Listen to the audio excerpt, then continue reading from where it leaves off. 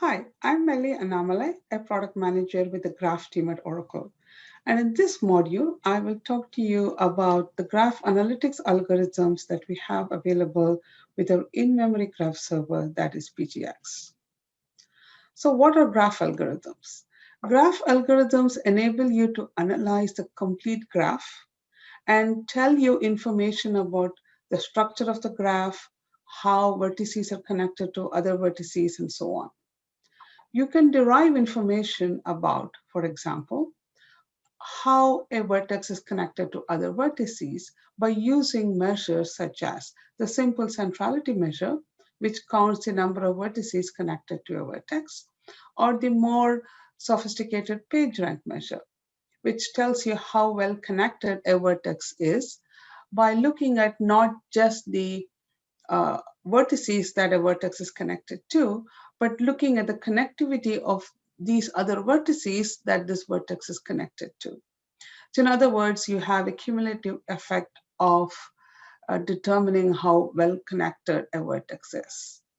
And then you have the between centrality measure, which measures whether a vertex is on many paths or many shortest paths between other vertices in the graph. In other words, if you remove these vertices, the graph might become disconnected. Then there's a whole other category of algorithms that help you determine paths in a graph. Like, is there a path between two vertices? What is the shortest path between two vertices? What are the number of hops in a particular path? Are there cycles in a path, in a graph, and so on? And then finally, you have the category of algorithms that help you determine whether a portion of the graph is more tightly connected to each other than to other parts of the graph. For example, are vertices in a subgraph more tightly connected to each other than they are to other vertices in the graph? Are there isolated vertices in the graph? Is this graph strongly connected or weakly connected, and so on? And then you have the category of evaluating structures in a graph. So all of these algorithms help you understand and analyze the graph as a whole, which help you find hidden insights in your data. So the graph in-memory graph server PGX has nearly 60 built-in algorithms covering the different categories that I was just talking about. One is detecting components and communities within a graph, that is detecting strongly connected component subgraphs within a graph. Then the category of algorithms that help you determine how important a vertex is or how connected a vertex is to other vertices. Then you have paths. There are many different algorithms for finding paths. And finally, evaluating structures and more. And these algorithms can be invoked by a simple API. So it's just one call to this API, and you can run this algorithm on your graph. So here are some practical applications of these algorithms. When it comes to ranking, for example, something like PageRank, which determines how well connected a vertex is to other vertices. That measure is interesting to financial services institutions because they want to find out which accounts in their bank have most of the money flowing through them. In a retail example, these are perhaps influencers in a social network. So vertices with a high degree of connectivity are probably good candidates for product recommendation, and so on. So identifying well-connected vertices in a graph has many different use cases. Detecting communities has also has many different applications. In the financial services industry, you could have a subgraph within your larger customer graph that has accounts of known fraudulent accounts. When a new account is added to the bank and you find that this new account actually belongs or fits into this tightly connected subgraph of fraudulent accounts, that then makes you think of that maybe this new account is also fraudulent, because if something belongs to that particular cluster, it might have the other characteristics of that cluster. And telecommunication companies and others use this to predict churn.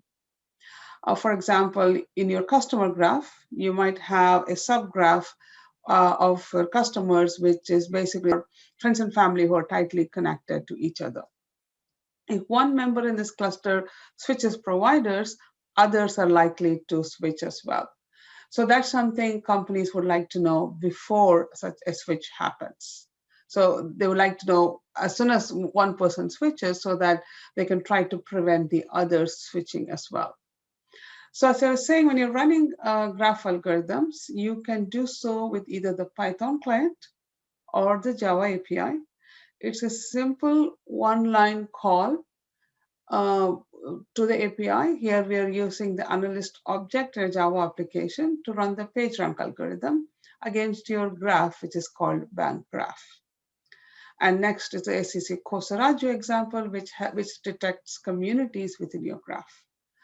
So when you run these algorithms, they create new properties for your graph vertices. And these properties can then later be used in your graph queries, in your PGQL queries.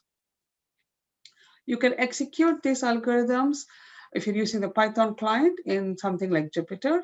If you're using the Java client, you can use your Zeppelin interpreters for running these algorithms. Or of course, you could just have a standalone Java application, or you could use the JShell CLI and so on.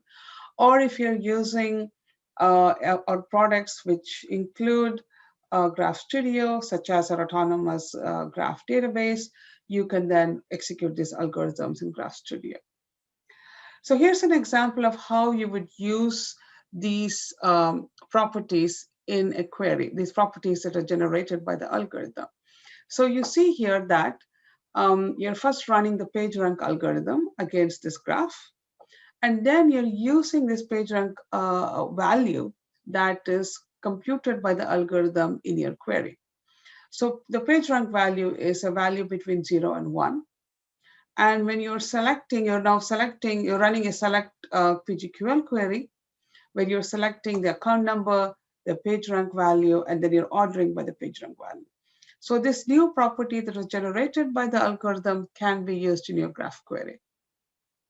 And here's another example where you're running the SEC Kosaraju algorithm, and then you're using the value or the value in the property that was generated by this algorithm. You're using that in your query. And you're using that to list the other number of members in the subgraph that each account ID belongs to. So now let's take a look at a short demo. So this is a graph that models a graph in a financial services institution. The nodes are accounts, and every edge represents the fact that there is a cash transfer between these accounts. So now I'm going to start with a specific query. I know that there's a particular cycle in this graph, and I'm going to start by running that particular query. Because I ran a previous query, I know that there is a cycle between account ID 259 and account ID 1, and I want to visualize that in the graph. So you see here now we have this cycle starting from account ID 1, goes through many different accounts, and then comes back to 1. So this is a 6-node cycle. So if I want to do further investigation on this, I want to look at the accounts which have a higher PageRank value. So let me go in here and add the condition that will help me display nodes with a higher PageRank value. And because I've already run the PageRank algorithm and the SEC Kosaraju algorithm on this graph, I can see here that the properties have already been created. So now I can apply that as a condition in this graph visualization tool. I can say that I want to, so any account with a higher PageRank value than 0.0035, I'm going to draw that differently. So now I can see here that these two accounts have a high PageRank value. So PageRank value, as I said, determines how well connected a vertex is to other vertices. So now let's look at 259 and see all the different vertices it is connected to in a cycle. So I'm removing the vertex ID 1. I'm just going to say I want to look at vertex ID 259 and see all the cycles that that particular vertex is a part of. So when I run this query, I will now be able to see all the other vertices that this particular account is connected to. So you can see here, this is 259. You can see that it's connected to a lot of other vertices. And in particular, it's also connected to other vertices with a high PageRank value, which are also identified by the color, by this color and size of representation. So this gives you insight into the fact that this PageRank value gives you insight into the fact that this vertex is highly connected to other vertices. So now if I want to run one more query here, I'm going to look at a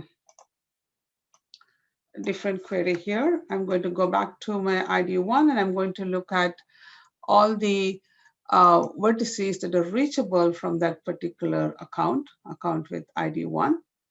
And I have all the PageRank values computed. So now I can see here that you have account ID 1, it is connected to 259. We already saw the cycle. And here are all the other accounts with a high PageRank value that is connected to. So this is an example of using the PageRank algorithm to get more insights into your data. So thank you very much for watching.